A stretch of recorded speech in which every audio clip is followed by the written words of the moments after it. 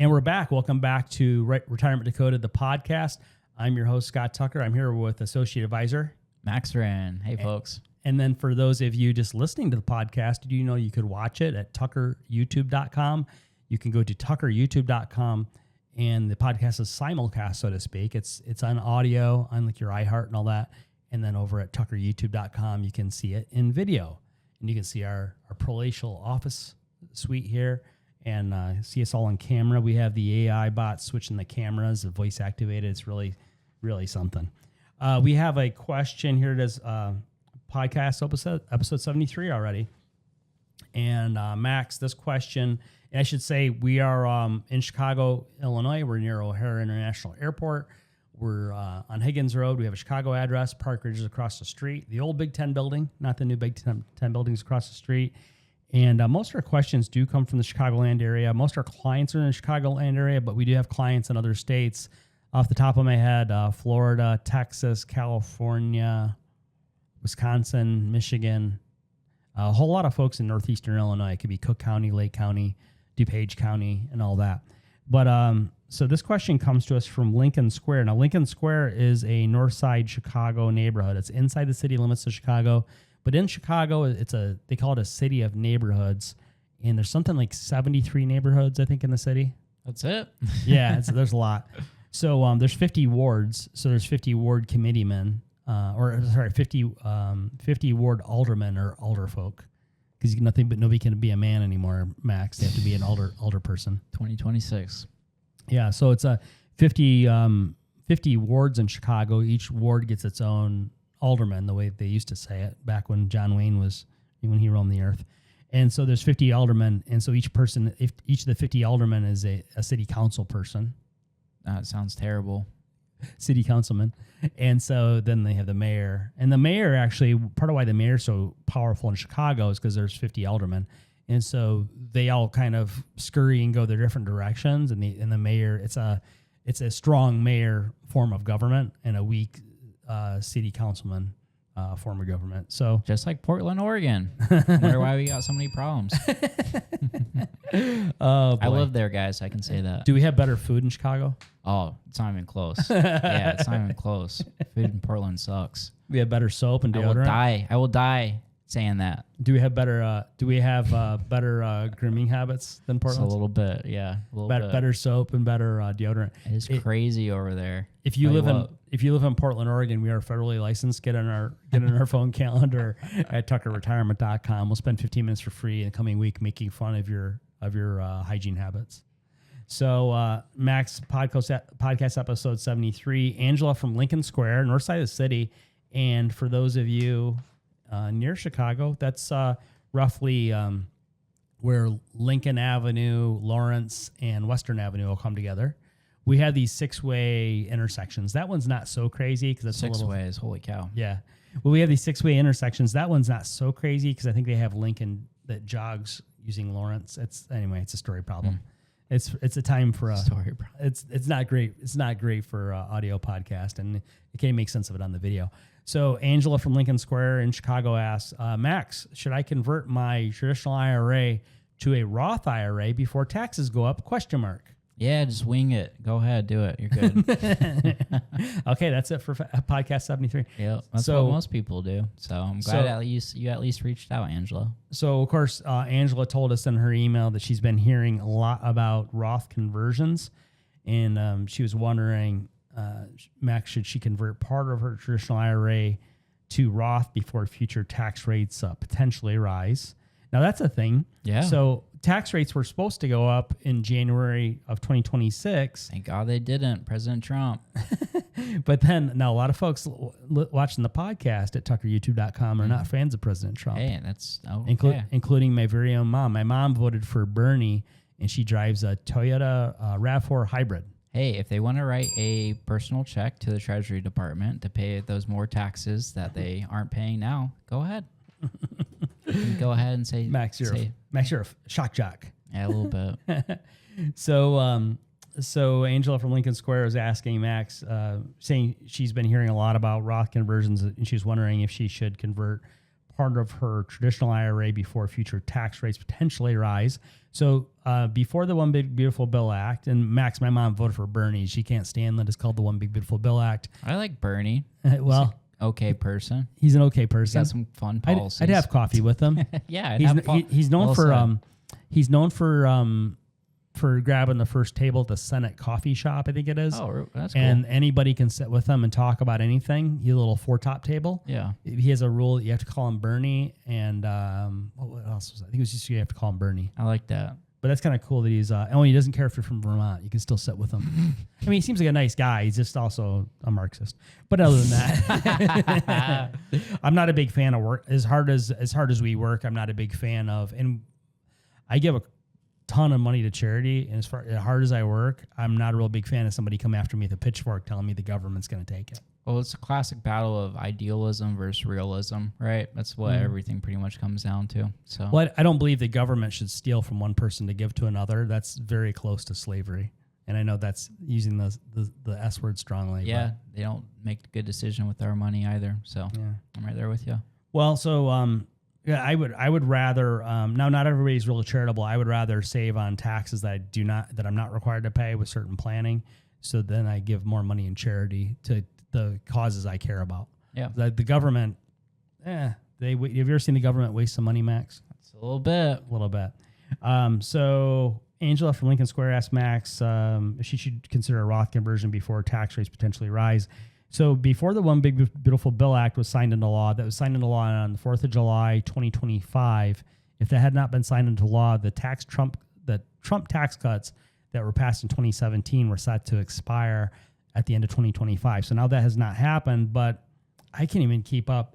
Last I looked, the federal debt is 38-point-something trillion. Oh, it's over 39 now. Over 39. Yeah. See how fast that goes up, folks? And then I think President Trump said for this term, for his administration, he's going to do, was it 1.9 trillion was the budget? Well, so far? Last I looked, President Biden was spending roughly $7 trillion and had $4 trillion of annual revenue.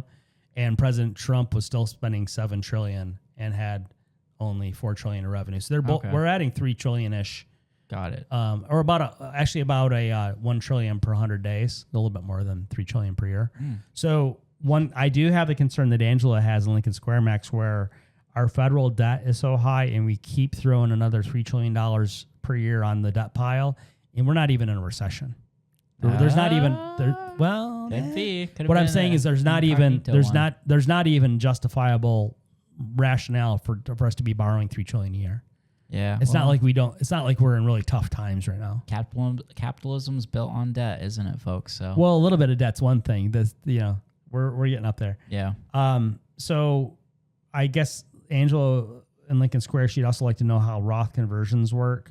So you have traditional money that's tax deferred. You never paid tax on any of that money, and it just grows. And as the tax deferred account, the traditional IRA or 401k grows, the tax obligation grows too because you have more and more money. Yeah, you've never paid tax to the IRS.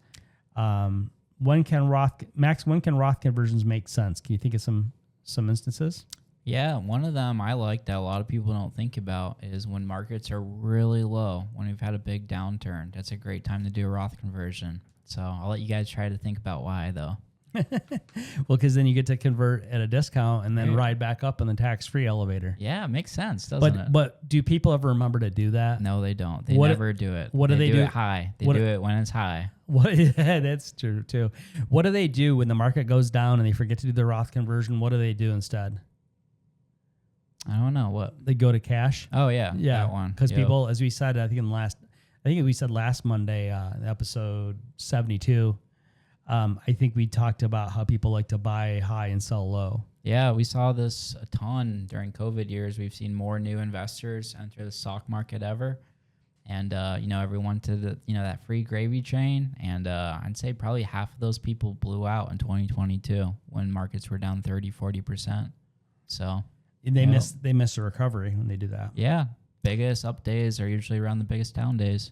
So Max, when can Roth off the top of your head, when can Roth conversions backfire? When can there be a little wrinkle in them or somebody mess something up? Yeah. Well, we talked about one earlier is is your Medicare premiums that you're paying. If your income goes up a lot, so do those premiums. So a lot of times people don't have that in mind. Another thing that we see is a lot of people aren't thinking about where their taxable income is for that year as well. We just see some kind of, unfortunately, sometimes we talk to folks and they're converting their entire account in 1 year. So what about, do folks, say if they're doing it on their own especially, do folks always remember to do their federal withholding when they do a Roth conversion? No, not always. We get a question sometimes. We just got it, like, I think last week. Somebody said, hey, can I just convert all these shares of whatever mutual fund, ETF, or stock, or what they're in our IRAs? Can we just convert the shares? Now, if they just convert the shares, what do they forget to do? The taxes. Yeah, the federal withholding, right? Yeah. So we typically, we don't want to make it so simple. If it's an advisory account, like let's say it's a traditional IRA, typically we'd want to sell to cash, then convert, so we know the exact amount we converted. And then on the other side, go ahead and repurchase those same shares. And also, because we sold to cash before the conversion, that portion that's going to be converted, we also had the cash set aside to do the federal withholding. If you just convert the shares, you don't know the exact price when they're converted, and you also forget to do the withholding quite often. Not specific advice. Your mileage may vary. Do not try this at home. Seek professional help at tuckerretirement.com. At tuckerretirement.com, you can see our phone calendar. Just click and pick a time, and we'll speak to you 15 minutes for free in the coming week with one of our financial planners. Max, we'll get their questions answered, and answers questioned. And their answers questioned. That's at tuckerretirement.com. Max, I have this whole rambling thing from Angela in Lincoln Square. What's the importance of timing, tax brackets? No, I think you've answered all that. Yeah. So the very good. Yeah, I think you've covered it all. Some of the questions, they go on and on. Max, sometimes we have a hard time getting through to folks that come to workshops, or they get on our calendar at tuckerretirement.com off the radio show. We have a radio show in Chicago on AM 560 WIND every Sunday morning at 7 to 9 a.m. Central Time in Chicago. If you're not in Chicago, you can always listen to that on the TuneIn app or at 560replay.com is another way to get that. So, but we have folks who they don't want to pay the taxes in their IRA, right? I don't want to either. And so what do they want to do? They want to kick the can? Yeah, forever. Ever and ever and ever. How potentially could kicking the can harm folks where they just keep putting off dealing with the taxes? Well, I mean, you kind of said it earlier, Scott. So you have all that money inside that account, but a portion of that account isn't yours. It's going to go to Uncle Sam, or if you're in a state that taxes IRA distributions, go to them too. So longer the money sits in there and grows, the taxes are growing too, right? So one of the craziest things I've seen, we have a lady who lives in the Chicago suburbs, northwest side suburbs, and northwest suburbs of Chicago, and she became a client. She was so thrilled with what we did for her that she referred us to her boyfriend. And her boyfriend used to live in the northwest Chicago suburbs. And before he ever talked to us, because his brother's not a financial planner, and his brother didn't have all the facts, his brother said, oh, you should move to Wisconsin because the taxes are so much lower. Mm-hmm. So this gentleman, who's now a client, became a client once he was already a Wisconsin resident. So this gentleman, his girlfriend's a client, right? And then her boyfriend moves to Wisconsin off his brother's unlicensed advice, goes right over the border, buys a house, moves all his stuff, and he still has $1.5 million, I think it is, of IRA money, tax deferred money, IRA that used to be 401k money. Then he comes to see us, which is inconvenient at least because he moved a long ways away and he got to come back. Right. And then he came to see us, and we blew his doors off with our income planning initially, our tax planning and all that. And he didn't realize, nobody ever told him that by moving from Illinois to Wisconsin, he moved from Illinois where we don't tax retirement accounts at all. So his $1.5 million IRA was not taxable in Illinois. He moved to Wisconsin, where Wisconsin taxes IRA distributions and even Roth conversions as high as 7.65%. I mean, it just makes my head absolutely spin. I mean, guys, would you listen to your cousin who's telling you how to do surgery on your heart and be like, yeah, let's do it? So why are you trying to do this stuff with your finances by yourself too? Yeah. See this all the time. Yeah. It sounds, people there, you got to be careful with the media in Chicago. The media in Chicago oftentimes is like, oh my goodness, the corruption in Chicago and the corruption in Illinois and the taxes. Oh, the property taxes are out of control. Some of the property taxes are not much lower in Wisconsin than they are in Illinois, which that's hard to believe, isn't it, Max? Yeah. Here it's, what is it, like 2.19? In the suburbs of Chicago, generally you should expect to pay 2% of your property value per year. Yeah, second highest in the country. Yeah. Well, now I have a friend who used to live in, it's either, I get it mixed up. I always get them mixed up. I want to say Batavia or Geneva. These two suburbs that are like neck and neck to each other, right next door to each other. Nice areas. I always get it mixed up which one's what. But Batavia or Geneva, and he moved from there out to the Dallas area, but he never talked to me before he did it. He just went and moved. And I go, hey, why'd you move? And he goes, oh, because they don't have an income tax out here, and he's still working. And I go, okay, but what are your property taxes like? He goes, you know what? I was kind of PO'd after I moved out here, after he bought the house. He took him until after he bought the house to figure this out, apparently. He goes, after I moved out here, I figured out our property taxes are the same as they were in Batavia or Geneva, whichever one he was in. It's insane. And so in Texas, they don't have a state income tax, so they have to get the revenue either other ways. And what's weird about Texas is it's sort of like a patchwork quilt. Like some counties and some school districts will have really high property taxes, like they do in Chicagoland, and then sometimes they'll be pretty low. Like I don't know if they don't have schools, they just have really bad schools. I don't know what's going on. I don't think you just need to throw money at schools to make the schools good. Nope.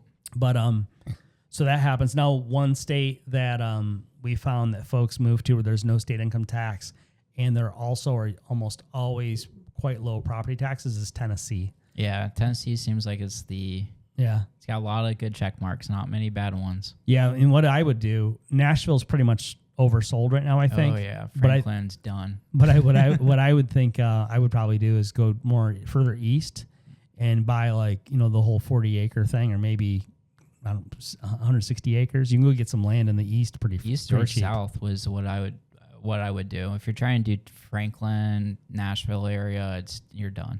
Yeah, it's pretty expensive there now. You're paying like LA prices almost. And I wouldn't go out towards Memphis, everything I've heard out. I've been to Memphis, it's been a long time, but out that way, I'd be afraid to get too close to Memphis, a little dumpy. Nashville is just so full of companies and people who are still working, and it's gotten popular even with Chicagoland retirees that are moving down like Franklin, like you mentioned, or is it Brentwood? Yeah, Brentwood. Yeah, you know it. Yeah. And so some of those, and even just Nashville itself, some of it's getting so high priced. Yeah, I mean, I personally knew a lot of people from the West Coast that moved there, bought property, land, developing it up. So I know people who are paying prices that have gone up 100% or so from where they were in like 2016. Mm-hmm. So I mean, their taxes went up 100%? Well, no. So if you're like looking at what the property was, sorry, I didn't articulate that well. So if you're looking at what the property was in like 2016 versus the price they paid, a year or two ago, it's like 100% increase. So yeah, and then some people from Chicagoland are retiring down to Nashville area because they still want to be around a city, but yeah, the Californians are coming in. They're selling their house out in California for a couple, $2, $3, $4 million, going over to Nashville and buying something for $1 million or $2 million. McMansion almost. Yeah. Well, they're pushing the property values up really fast. Yeah, like a bidding war. Guess what else is going to go up here soon too, folks? Property taxes. Yeah, the higher your property value goes, the higher your taxes go. So then what I've seen upon my research, because folks ask us a lot of these kind of questions, if you go more on the eastern part of the state where it has not been bought up so much, and maybe some of it's sometimes more scenic, more towards the Appalachians and Definitely, stuff. Yeah. Get a whole big bunch of land, and you could have, I'm a half a hillbilly because where I grew up in Michigan. I would buy a whole bunch of land and have some horses, and I'd have a shooting range and all kinds of stuff. Yeah, that's the way to do it. Yeah, get a whole bunch of land on the cheap. Now Florida, no state income tax, and but in Florida, some of the property taxes are pretty high. Like around Naples, everybody from Chicago, we're in Chicago. Everybody in Chicago right now wants to move to Naples, Florida, like all in the same condo building. Yeah, they get you on the insurance. That's where they get you in Florida. Well, the insurance, sometimes you can't even get insured if you're on the water. It is insane. And then the other thing is the property taxes in Naples. People down there, I know people from Chicago that are living in Naples, Florida now that are complaining about the property taxes in Naples, Florida. That's how bad it's getting. It's insane you say it too, because I think almost every single person we talk to that does go to Florida, it's Naples. So Yeah. What's in the water in Naples? Well, it's a guys? Chicago thing. It's like everybody talks to themselves or talks to each other. Everybody who moves to Chicago from Korea opens up a dry cleaning. Everybody who moves to Chicago from Pakistan buys a Dunkin' Donuts. Yeah. It's like everybody is like monkey see, monkey You do. find your lane. Yeah. Everybody who comes here from like Ukraine, they become a truck driver. It's like, yeah, everybody does the same thing. Like, what are you doing? And then you can think about it, you come here not speaking English and you only speak in your native language to people in your own community. Everybody's doing the same thing. Makes sense. So I would probably do it too. well, I know, yeah, it's human nature. If I moved to a country where I didn't speak the language and everybody I knew was opening up a dry cleaner, I'm like, okay, that's the way to do it, Let's right? do it. Let's open up a dry cleaner. Yep. Yeah. So, but everybody retiring from Chicago that wants to move out of state, everybody used to go to Scottsdale. Yeah. Right. So it used Great area. to be everybody from Chicago would go to Scottsdale, and then that got all full and got high priced, and Californians came in and priced it up. And now everybody who leaves Chicago, they don't want to just go anywhere in Florida. Most of them are going to Naples, Florida. Like they've all gotten the same memo and all talk to each other. I'm staying far away from Naples. It's a little oversold and high priced. Yeah. It's gotten so high priced now in southeastern Florida. It's gotten so high priced that the New Yorkers are now going to Naples because Naples costs less, and so Jesus. the New Yorkers are pushing up the prices in Naples, Florida. Man. So anyway, but anywho, all that to say, Angela in Lincoln Square, look before you leap. If you're considering moving out of state, this is one of those Roth conversion type things. So some states tax Roth conversions, some don't. So Wisconsin in our neck of the woods, other Great Lakes states or Great Lakes region states tax conversions also. Michigan does, Indiana does, Missouri, Wisconsin's probably the worst I can think of. I can't think off the top of my head about Minnesota and Iowa. Iowa might have just got rid of theirs, but all these states keep changing their laws too. So we research them as the questions come in. So, well, I tell you what, you've wasted another perfectly good 22 minutes listening to the ramblings of a short bald man, namely yours truly, Scott Tucker, and my associate advisor here, Max Wren, today on the Retirement Decoded podcast. We will have a new episode for you next Monday morning at 0500 hours Central Time. Go ahead and like and subscribe, share it on Facebook, tell your friends not to move to Wisconsin. I love Wisconsin, but I don't want to pay the taxes up there. Yeah. Or, if you want to go to Wisconsin, what we do is we help folks in Illinois as Illinois residents do their Roth conversions and other tax planning as Illinois residents, pay Illinois nothing. Then you move to Wisconsin with, say, like your Roth accounts, and then you pay Wisconsin nothing. So you can still have your bratwurst, your cheese curds, and you can root for the wrong football team. Well, it's been fun and it's been real. Please go to tuckerretirement.com, get on our phone calendar at tuckerretirement.com, and we'll talk to you in the next podcast.